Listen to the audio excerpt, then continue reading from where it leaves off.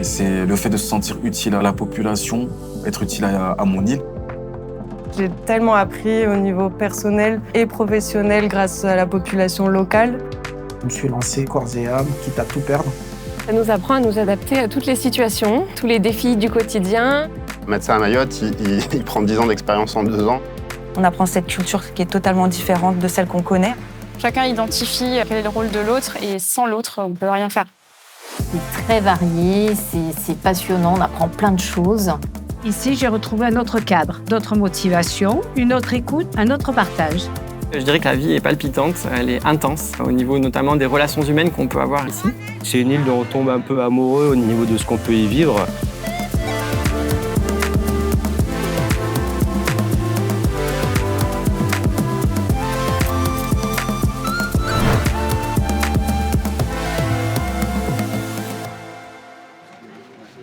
Mayotte, je suis arrivée en 2021, néo-diplômée. On était une petite équipe, une grande équipe de 11 néo-diplômés de Nantes.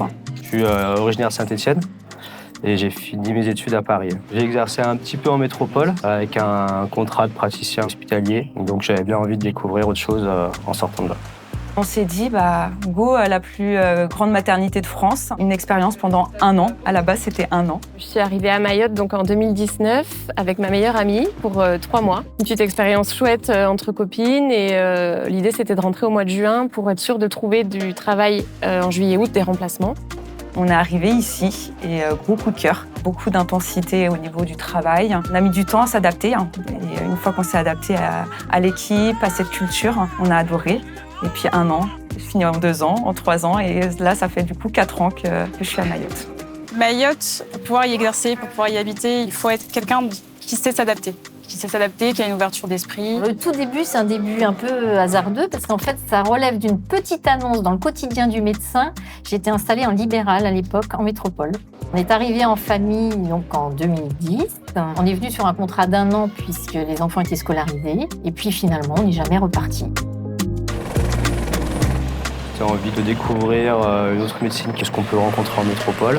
Profiter de la fin des études de médecine qui sont assez longues où finalement on reste souvent dans les mêmes villes.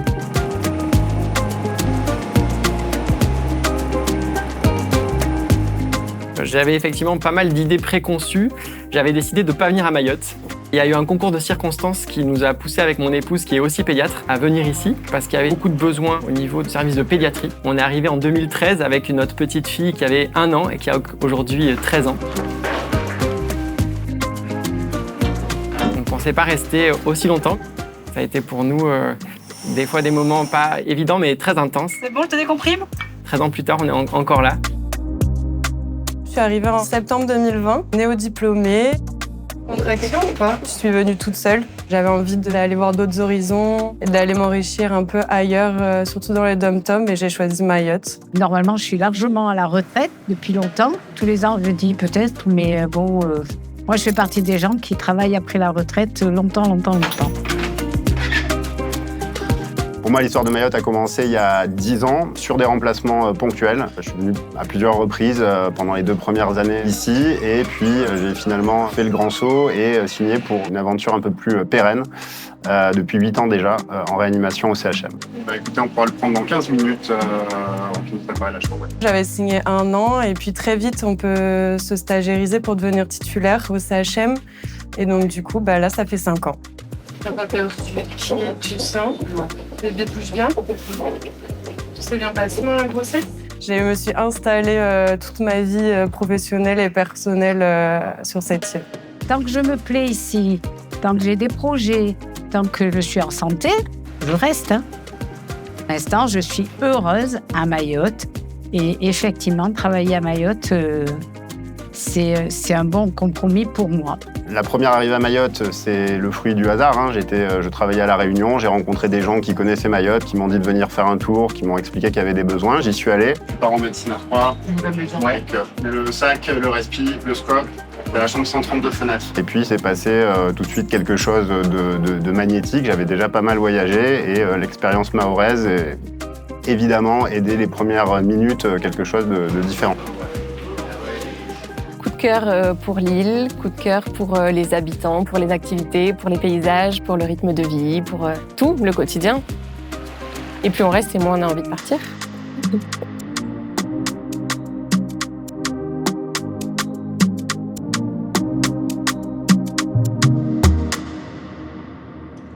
Le CHM, le centre hospitalier de Mayotte, est la première maternité d'Europe. On fait à peu près 10 000 accouchements sur le territoire. Donc il y a un gros hôpital ici à Mamoudzou et puis 2 dispensaires au centre de l'île et sur Petite Terre, où il y a aussi des sages-femmes qui travaillent. Comparé à la métropole, qui ont la plus grosse, il me semble, c'est autour de 5006 à Pellegrin. C'est quand même le double. Ok. Au dispensaire, en tout cas, on apprend à travailler sans médecin, sans pédiatre, sans anesthésiste. On est seul sans être seul, puisque l'équipe est quand même très soudée. On est formé sur des actes en plus qu'on ne fait pas en métropole, comme poser une ventouse, mettre un ballon de Bacri en cas d'hémorragie. On apprend à gérer un petit peu l'urgence en attendant de temporiser et de pouvoir transférer la patiente si vraiment il y a urgence dans le grand centre hospitalier. Et en libéral, on suit des grossesses pathologiques, des femmes qui ont du diabète, des retards de croissance, des prééclampsies. On ne suivrait pas en métropole. Tête en bas, dos à droite, fesses en haut et pieds ici. Mais ça, par contre, il peut tourner dans tous les sens. Ça, ce serait normal. Je vois des choses ici que je ne verrais pas forcément en métropole. C'est aussi pour ça que ça fait si longtemps que je suis ici. J'ai eu des opportunités professionnelles que certainement j'aurais pas pu avoir en métropole. Infirmier du SMUR à Mayotte et assez polyvalent. C'est-à-dire qu'on intervient surtout sur de la gynécologie, sur la pédiatrie, sur de la néonatologie, parfois sur la cancérologie, ça peut arriver. Et typiquement, un peu comme partout, des accidents de la voie publique, du coup plus accentué sur le côté de la traumatologie. Au niveau des apprentissages, on est exactement à l'identique de la métropole. De toute façon, dans la formation, on travaille avec des référentiels. Donc, c'est exactement les mêmes programmes. Les étudiants sont beaucoup plus respectueux, sont beaucoup plus à l'écoute, sont beaucoup plus volontaires. Un médecin à Mayotte, il prend 10 ans d'expérience en 2 ans, en effet, devant la variété des pathologies, une patientèle qui est extrêmement jeune, qui est souvent plus durement touchée, que ce soit au niveau social ou au niveau médical, avec des situations qu'on ne rencontre pas dans les autres outre-mer et encore moins en France hexagonale. On est tous confrontés de près ou de loin à nos limites, ce qui fait qu'on a tous besoin de chacun, que ce soit les médecins entre eux ou les médecins et les paramédicaux. Donc c'est quelque chose qu'on a à cœur de maintenir, cette solidarité au travail. Ouais.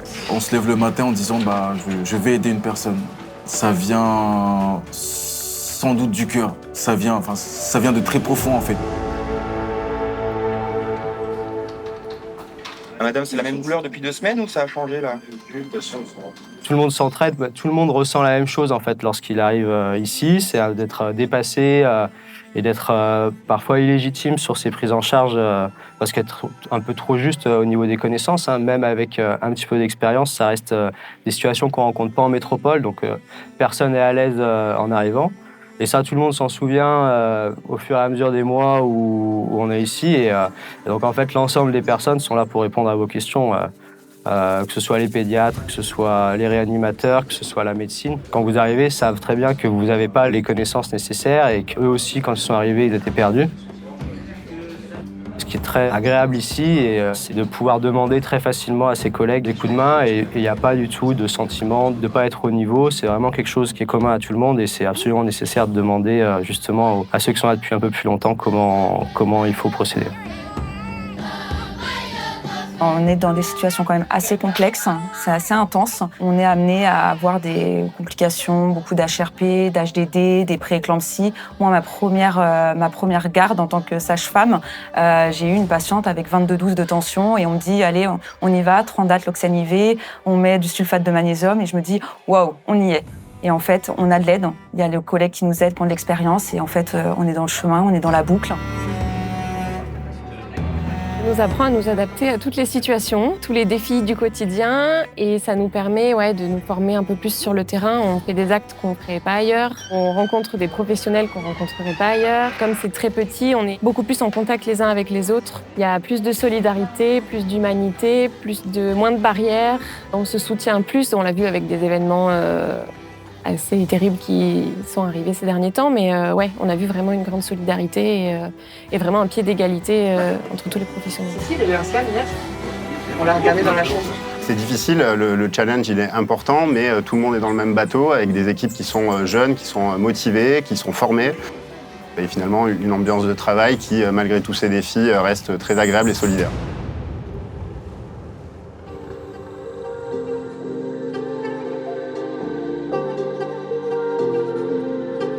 J'avais demandé l'accord de ma grand-mère quand elle était vivante, de savoir est-ce que je prends ce risque, sachant que je peux tout perdre, ou alors je me contente de la vie que j'ai, etc. Elle, c'était une ancienne combattante pour Mayotte, française, département, etc., maréchal et combo. Et elle m'a dit non, on s'est battu à notre manière pour Mayotte, avec les armes que nous avions. Donc là, maintenant, à vous de faire ce que vous devez faire pour ce territoire. C'est la raison pour laquelle je me suis lancé corps et âme, quitte à tout perdre, dans ce projet. Donc, je ne l'ai pas vraiment fait pour moi, mais je l'ai vraiment fait pour mon territoire, pour Mayotte, pour les gens. On est parti de rien. Donc là, maintenant, il y a quelque chose et les gens ils remercient tous les jours en disant voilà, maintenant, on n'est plus obligé de partir jusqu'à Mamoudzou pour faire une prise de sang. Donc ça a un impact sur le développement durable parce que forcément... carbone pour aller à Mamoudzou, les embouteillages, l'impact psychologique de se taper les embouteillages jusqu'à Mamoudzou, etc., l'impact financier, donc voilà, on est content. C'est une satisfaction quand même de voir que l'impact sociétal est très important et que les gens autour sont bien pris en charge. Fais confiance, ça va. Ils ont pas vu les mamies. Chaque année, on apprend de plus en plus sur soi, sur la gestion de la suractivité, avec des fois peu de moyens et un sous-effectif un peu continu au cours de l'année. Ce qui fait que on doit gérer le stress, notre anxiété, pour être performante dans l'urgence après. Oui, allô? C'est Pauline en GHR. Pour que tout ce stress et toute cette intensité ne se reflètent pas dans nos soins.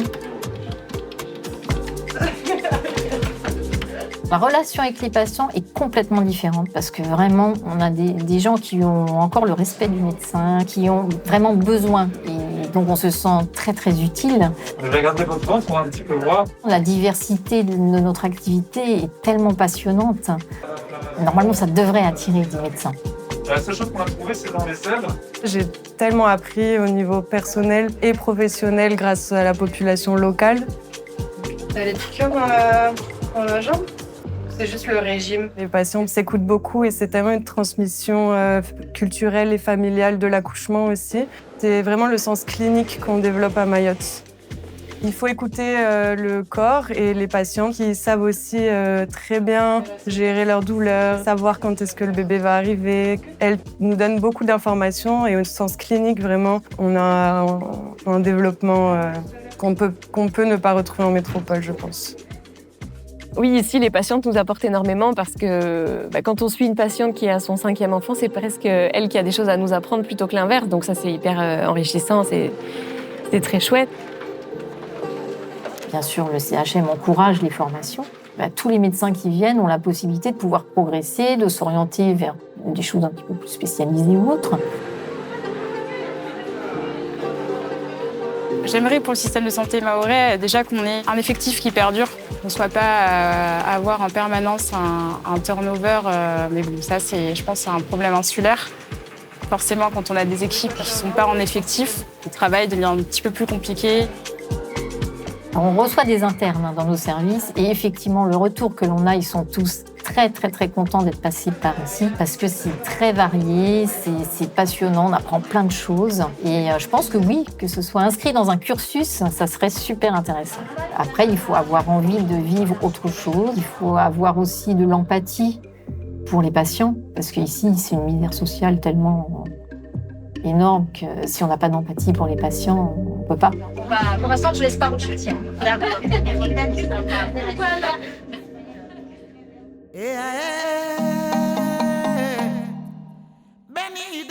Bien sûr, sur le plan personnel, on profite de la situation exceptionnelle de Mayotte, qui est située au nord du canal du Mozambique, avec un des plus beaux lagons du monde, une double barrière de corail qui permet d'envisager tout ce qu'on veut en termes d'activités de plage, de mer et plongée sous-marine, des sorties bateaux, du wake. Toutes ces choses-là sont le quotidien des jours de repos et ça permet de maintenir un certain équilibre. Ici, quand on vient la première fois, on découvre une île qui est quand même magnifique, avec un lagon qui est certainement le plus beau qu'on peut trouver en France. Les gens, ils sont souvent attirés par la plongée. Moi, ça a été le cas la première fois que je suis venu. Je me suis vraiment investi dedans. Donc ça fait quand même des lendemains de garde qui sont assez agréables. Finalement, les collègues deviennent nos amis et en fait, on fait les sorties. C'est une île qui est intense, il y a plein de choses du coup à faire. C'est une île très sauvage. Que ça soit surtout le lagon qui est juste splendide. C'est une île dont on tombe un peu amoureux au niveau de ce qu'on peut y vivre. Et souvent, c'est difficile d'en repartir sans être un peu nostalgique. Mayotte est en train de se construire étant un jeune département français. Je pense qu'il y a énormément de choses à faire et elle a énormément de choses à offrir, que ce soit au niveau culturel, traditionnel. Je pense qu'au niveau du tourisme, dans quelques années, ce sera un lieu incontournable. On est à moins de 30 minutes de vol de Madagascar avec des spots absolument exceptionnels. On est à moins de 2 heures de vol de La Réunion. On a des liaisons directes avec le Kenya. Donc ça offre pour le voyageur toutes les conditions d'un séjour réussi. Ce qui m'a fait rester, c'est toute cette île un peu mystique qui bouillonne d'humanité. Et le fait qu'on change complètement de façon de vivre aussi par rapport à la métropole où ici on vit dehors, il fait beau toute l'année, la chaleur et du coup il y a aussi cette chaleur humaine qui existe et qui est réelle. Tout le monde le dit, si on vient pas, on peut pas comprendre et savoir tout ce qu'on vit. La vie, elle est pas toujours facile, il y a beaucoup de défis à relever, mais je dirais que la vie est palpitante, elle est intense. Au niveau notamment des relations humaines qu'on peut avoir ici. Je pense que c'est sûrement ça qui nous a poussé à rester et à nous projeter encore dans les futures années ici à Mayotte. Finalement, je pense qu'il ne faut pas avoir peur de venir avec des enfants parce que la scolarisation, elle est possible. Il faut bien entendu être très vigilant, mais elle est tout à fait possible et je pense que c'est même une richesse pour nos enfants de faire des études ici parce qu'ils auront une expérience de vie qui est absolument incroyable. Faut pas venir à Mayotte avec ses standards de métropolitain. On fait des activités différentes et encore une fois, on s'adapte et c'est pas plus mal. Oui, pour élever un enfant ici, je trouve qu'il n'y a rien de plus simple. On va les week-ends à la plage. On n'a pas toute la logistique du froid à gérer de la métropole, les manteaux, les écharpes, les bonnets. On a oublié la couverture, il a froid, Ça, moi, tout est simple. Arrivé au collège-lycée, ils commençaient à dire « Ouais, Mayotte, c'est pas drôle, on peut pas faire grand-chose, on peut pas sortir le soir, on peut pas et tout ça. » Maintenant qu'ils ont pris du recul et qu'ils sont en métropole, par rapport à tout ce qu'ont vécu leurs camarades qui sont dans les mêmes études qu'eux, ils commencent à nous faire un retour en nous disant « Mais finalement, c'était une richesse, on a une ouverture d'esprit, elle est complètement différente de la leur. » On va un petit peu faire pivoter la tête du bébé pour permettre de passer la première épaule. Souvent, c'est ce qui coince. C'est la meilleure indication. C'est le bébé un peu courant. Je crois que la douceur de vivre serait difficile à quitter.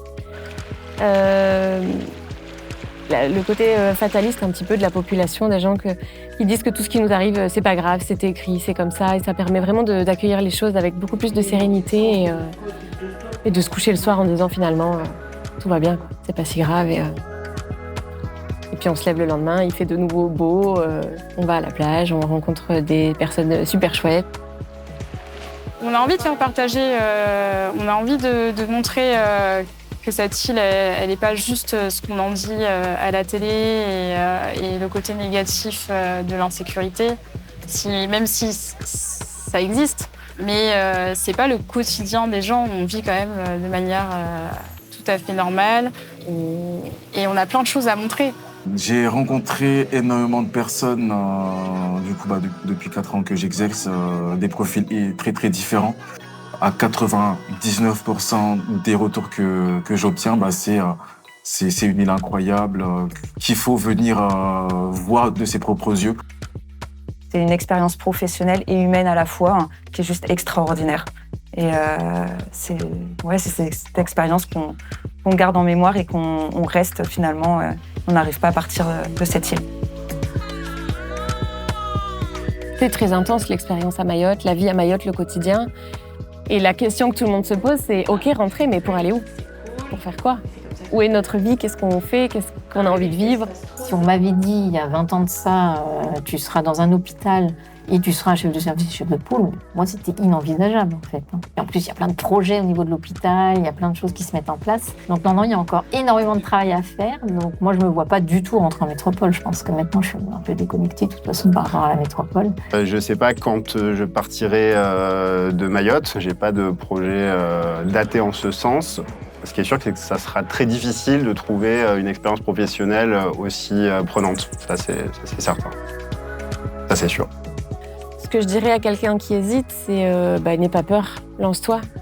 Mayotte, c'est loin, Mayotte, c'est mal réputé, ça fait peur. Et en fait, quand on vient, on se rend compte que c'est complètement différent, que c'est pas si loin, qu'il y a des avions tous les jours, qu'on peut rentrer s'il y a besoin, que la vie passe si vite et nous apprend plein de choses ici. Et puis, surtout, tu te sentiras utile dans ton boulot. Enfin, on a besoin de toi, on a besoin de... Voilà, tu auras la reconnaissance que tu mérites, tu vas vivre des expériences que tu vivras nulle part ailleurs et ça, c'est incroyable. C'est une certitude, il y a l'humanitaire, il y a les terrains de guerre, il y a des choses qu'on peut pas mettre sur le même plan, mais c'est sûr que c'est une expérience professionnelle extrêmement intense et je pense que c'est un joli bagage, quel que soit le format dans lequel le nouveau venu va venir. C'est une expérience qui est inoubliable et personnellement et professionnellement, c'est certain. Je dirais que Mayotte, c'est l'île où tout est possible. C'est-à-dire qu'on peut progresser au niveau de notre carrière, on apprend plein de nouvelles choses, on est amené à occuper des postes que jamais on n'aurait imaginé en métropole auparavant. Et vraiment, voilà, et les besoins sont tellement énormes qu'on se sent utile. Je pense vraiment que le maître mot, c'est ici, on est utile.